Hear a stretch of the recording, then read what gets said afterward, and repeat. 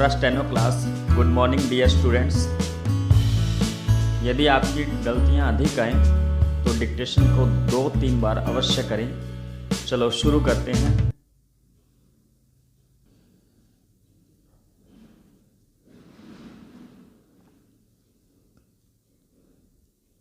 शुरू करें। समस्या समाधान और तार्किक एवं रचनात्मक रूप से सोचना सीखें। विविध विषयों के बीच अंतर संबंधों को देख पाएं, कुछ नया सोच पाएं और नई जानकारी को नए और बदलती परिस्थितियों या क्षेत्रों में उपयोग में ला पाएं। जरूरत है कि शिक्षण प्रक्रिया शिक्षार्थी केंद्रित हो, जिज्ञासा, खोज, अनुभव और संवाद के आधार पर संचालित हो, लचीली हो और समग्रता और समन्वित रूप से देखने समझने में सक्षम बनाने वाली और अवश्य ही रुचिपूर्ण हो। शिक्षा शिक्षार्थियों के जीवन के सभी पक्षों और क्षमताओं का संतुलित विकास करें। इसके लिए पाठ्यक्रम में विज्ञान और गणित के अलावा बुनियादी कला, शिल्प, मानविकी, खेल और फिटनेस, भाषाओं, साहित्य, संस्कृति और मूल्य का अवश्य ही समावेश किया जाए। शिक्षा से चरित्र निर्माण होना चाहिए। शिक्षार्थियों में नैतिकता, तार्किकता, करुणा और संवेदनशीलता विकसित करनी चाहिए और साथ ही रोजगार के लिए सक्षम बनाना चाहिए। सीखने के परिणामों की वर्तमान स्थिति और जो आवश्यक है उनके बीच की खाई को प्रारंभिक बाल्यावस्था, देखभाल और उच्चतर शिक्षा के माध्यम से शिक्षा में उच्चतम गुणवत्ता, इक्विटी और सिस्टम में अखंडता लाने वाले प्रमुख सुधारों के जरिए पाटा जाना चाहिए। 2040 तक भारत के लिए एक ऐसी शिक्षा प्रणाली का लक्ष्य होना चाहिए जो कि किसी से पीछे नहीं है।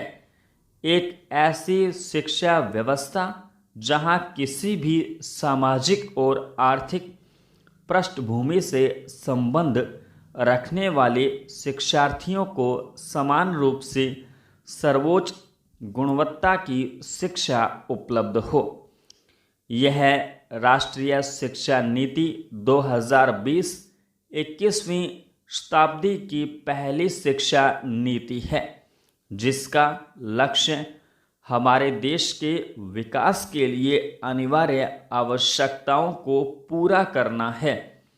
यह नीति भारत की परंपरा और सांस्कृतिक मूल्यों के आधार को बरकरार रखते हुए 21वीं सदी की शिक्षा के लिए आकांक्षात्मक लक्ष्यों, जिनमें SDG 4 शामिल हैं, के संयोजन में शिक्षा व्यवस्था, उसके नियमन और गवर्नेंस सहित सभी पक्षों के सुधार और पुनर्गठन का प्रस्ताव रखती है। राष्ट्रीय शिक्षा नीति प्रत्येक व्यक्ति में निहित रचनात्मक क्षमताओं के विकास पर विशेष जोर देती है। यह नीति इस सिद्धांत पर आधारित है कि शिक्षा से न केवल साक्षरता और संख्या ज्ञान जैसी बुनियादी क्षमताओं के साथ साथ उच्चतर स्तर की तार्किक और समस्या समाधान संबंधी संज्ञानात्मक क्षमताओं का विकास होना चाहिए, बल्कि नैतिक, सामाजिक और भावनात्मक स्तर पर भी व्यक्ति का विकास होना आवश्यक है। प्राचीन और सनातन भारतीय ज्ञान और विचार की समृद्ध परंपरा के आलोक में यह नीति तैयार की गई है। ज्ञान, प्रज्ञा और सत्य की खोज को भारतीय विचार परंपरा और दर्शन में सदा सर्वोच्च मानवीय लक्ष्य माना जाता था। प्राचीन भारत में शिक्षा का लक्ष्य सांसारिक जीवन अथवा स्कूल के बाद के जीवन की तैयारी के रूप में ज्ञान अर्जन नहीं, बल्कि पूर्ण आत्मज्ञान और मुक्ति के रूप में माना गया था।